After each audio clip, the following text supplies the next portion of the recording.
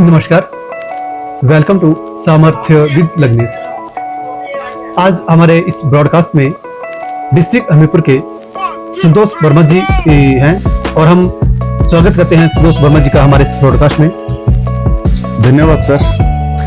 संतोष वर्मा जी, थोड़ा सा आप हमारे दर्शकों को बताएं कि आपकी जो डिसेबिलिटी है वो किस तरह की है और क्या आप बाय बर्थ से डिसेबल हैं या फिर आफ्टर बर्थ से हैं? लग्नेश जी, पहले तो आपको और आपके सुनने वालों को धन्यवाद, आपने मौका दिया। और मैं जो है बाय बर्थ नहीं हूँ, मैं बाद में डिसेबल्ड हुआ हूँ और आज की डेट में मैं 100% दृष्टिबाधित हूँ।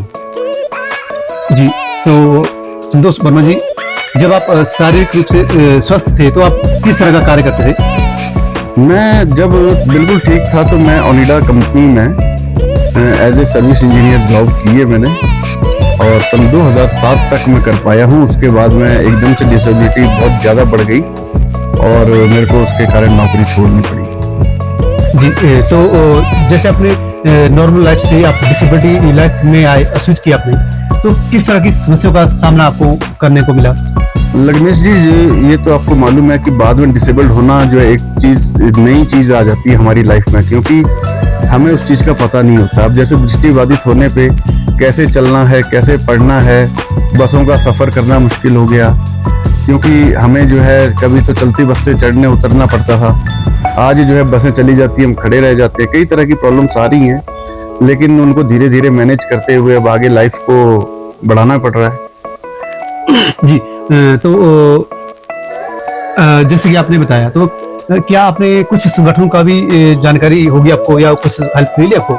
लग्नेश जी, जब मैं दृष्टिबाधित हुआ था तो उस समय पे जब मुझे प्रॉब्लम्स आई थी सन 2007 में, उस समय मैं किसी भी संगठन के टच में नहीं था, क्योंकि मेरे लिए ये एक नई चीज थी। लेकिन भविष्य में फिर धीरे धीरे जैसे मैं मतलब इस लाइन में जुड़ता गया और संगठनों से भी मेरा संपर्क होता गया। जी, तो जैसे कि आपने पहले भी हमें बताया था कि आप भी एक संगठन रन कर रहे हैं, तो उसके बारे में थोड़ा सा बताएं कि क्या वो किस फील्ड में कार्य कर रहे हैं? लग्नेश जी, पहले सन 2014-15 में हमने ब्लाइंड पर्सन एसोसिएशन को चलाया है, जो कि दिल्ली से रजिस्टर्ड है और ये ब्लाइंड्स के लिए ही कार्य करती थी। लेकिन मेरे को ऐसा लगा कि हिमाचल में अन्य दिव्यांग भी हैं, तो उसके बाद हमने अपना 2019 में नेचुरल डिसेबल्ड एसोसिएशन को खड़ा किया, तैयार किया, और आज हम जितनी भी डिसेबिलिटीज हैं हमारे बीच उन सब के लिए कार्य कर रहे हैं। जैसे कि कई तरह की उनको सुविधाएं चाहिए, कई तरह का उनको लिखने पढ़ने में प्रॉब्लम आ रही है या उनकी शादियों के टाइम पे प्रॉब्लम आ रही है, तो उसमें जो है हम लोग जैसा भी आर्थिक रूप से चाहे फाइनेंशियली जैसे भी उनकी हेल्प कर पा रहे हैं, कोशिश कर रहे हैं उनकी हेल्प करने की। आगे अभी चले हुए हैं, देखते हैं कहाँ तक निकलते हैं। तो फिर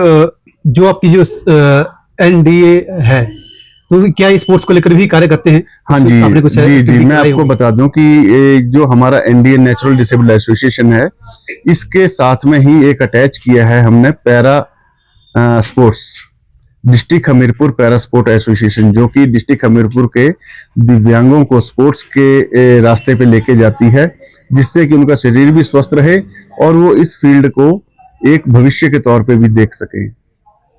जी, संतोष वर्मा जी, आप हमें ये बताइए कि जैसे परिवार को चलाने के लिए मोस्टली क्या होता है कि जो घर का जो हेड है, मेल मेंबर होता है, वही अर्नर होता है। तो जैसे आपने पहले आप फिजिकली फिट थे, फिर आप एक दिव्यांग हो गए किसी भी इशू के कारण, तो क्या फिर परिवार को चलाने के लिए किस तरह का आप मतलब वो करते हैं, साधन है आपके पास इनकम का? लग्नेश जी, ऐसा था ना, जब थे तब तो जॉब वगैरह थी, उसके बाद में अब हमें जो है हमारी फैमिली ने काफी सपोर्ट किया है। जैसे कि पहले कम दिव्यांगता थी तो जो है कई तरह की दुकानें की हमने, करियाने की शॉप की, चाहे स्टेशनरी की शॉप की, गिफ्ट सेंटर खोले, और फिर जब दिव्यांगता ज्यादा हो गई, जब बिल्कुल देखना बंद हो गया, तो उसके बाद हमने एक पार्सल डिलीवरी की, हमने वेंडरशिप ले ली और उसके माध्यम से जो है अब अर्निंग थोड़ी बहुत होती है, जिससे कि गुजारा चल रहा है। और बाकी कुछ जो हमारी परिवार का सहयोग है उसके मद्देनजर जो है हमारा अभी ठीक चला हुआ है, जिससे कि हमारी आगे की जिंदगी कटेगी। आपने पहले भी हमें बताया था कि आपका एक गिफ्ट सेंटर है और एक आपका इसका शॉप भी है इसकी परचून की, तो इन्हें कौन देखता है, जैसे आपकी इशू आने आज की डेट में तो इसको जो मेरे सिवा मेरे घर में मेरे मदर फादर जो कि बुजुर्ग हैं, मेरी जो वाइफ है, मेरा बेटा है, तो ये लोग अपने टाइम कंट्रीब्यूट करके और इसको चला रहे हैं और इसी के माध्यम से जो चला हुआ है। तो जैसे आपकी ये डिसेबिलिटी हुई, उसके बाद कुछ सोसाइटी से भी आपको कुछ कोऑपरेट किया लोगों ने, या कुछ अन्य जैसे समाज है, क्योंकि एकदम से नॉर्मल लाइफ से एक दिव्यांग लाइफ में शिफ्ट करने के बाद सोसाइटी का कुछ रहा हेल्प? नहीं, ऐसा है लग्नेश जी की सोसाइटी जो है बिल्कुल भी हेल्प नहीं करती है, और ये मेरा मानना है कि सब कुछ खुद को ही करना पड़ता है, क्योंकि जब तक हम लोग अपने लेवल पे जागरूक नहीं होंगे, कोई हमारी हेल्प करने के लिए आगे नहीं आता है। यदि हमें किसी की हेल्प चाहिए भी, तो भी हमें ही आगे निकल के अपनी बात को रखना पड़ेगा, तभी कुछ हो सकता है। अन्यथा जो है, हमें तो दिव्यांगता का प्रमाण पत्र कैसे बनता है इसके विषय पे भी मालूम नहीं था, लेकिन किसी के माध्यम से पता लगा, फिर जो है वो उसके लिए हमने दौड़ भाग की और जो है अपने कागजात तैयार करवाए, तो ऐसा हर रहा है। और कुछ आपका कोई सजेशन अगर आप देना चाहे इसमें, इस ब्रॉडकास्ट में? मैं सजेशन यही देना चाहता हूं कि एक दिव्यांग व्यक्ति को कभी भी खुद को दिव्यांग नहीं मानना चाहिए, क्योंकि अगर उसने खुद को दिव्यांग मान लिया तो वो आगे नहीं बढ़ पाएगा, और यदि उसके अंदर इच्छा शक्ति है तो वो स्पोर्ट्स में भी आगे जा सकता है, काफी अच्छी अपॉर्चुनिटी है, नेशनल इंटरनेशनल तक जा सकता है, और साथ में कुछ जो कार्य करने में वो सक्षम है या ट्रेनिंग लेनी चाहिए उसको। बहुत हमारे दृष्टिबाधित समाज को बहुत सारी ट्रेनिंग्स भी दी जाती हैं, उनमें उनको जाना चाहिए और कोई ना कोई ऐसी ट्रेनिंग लेनी चाहिए कि वो अपने लिए कुछ ना कुछ कर सके। जी तो मुझे ये लगता है कि जो भी बाय बर्थ से विजुअली इंपेयर हैं, तो उन्हें जो एजुकेशन इंस्टीट्यूट है, तो हिमाचल में ज्योग्राफिकल इसके हिसाब से देखें तो कम अपॉर्चुनिटी यहाँ पे मेरे को लगता है कि है।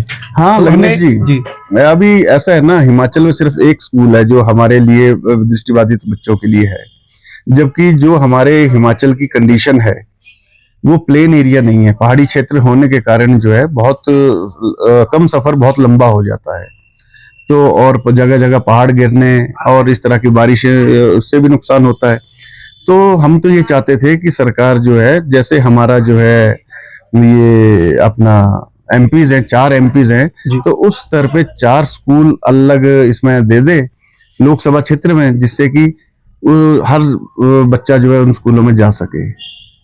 जी इसके लिए मैं आपका धन्यवाद करता हूँ आज इस ब्रॉडकास्ट में आने का, और मेरी भी सरकार से वही रिक्वेस्ट रहेगी कि जो जितने हमारे लोकसभा क्षेत्र हैं, इनमें अगर विजुअली इंपेयर को लेकर अगर स्कूल एजुकेशन इंस्टीट्यूट ओपन किए जाएंगे, तो इससे क्या बेनिफिट रहेगा कि जो पेरेंट्स हैं उन्हें बच्चों को स्कूल भेजने में, या इवन जैसे हॉस्टल फैसिलिटी भी है, तो उनके लिए उनका भी मतलब आना जाना दुर्लभ हो, सुगम्य हो जाएगा।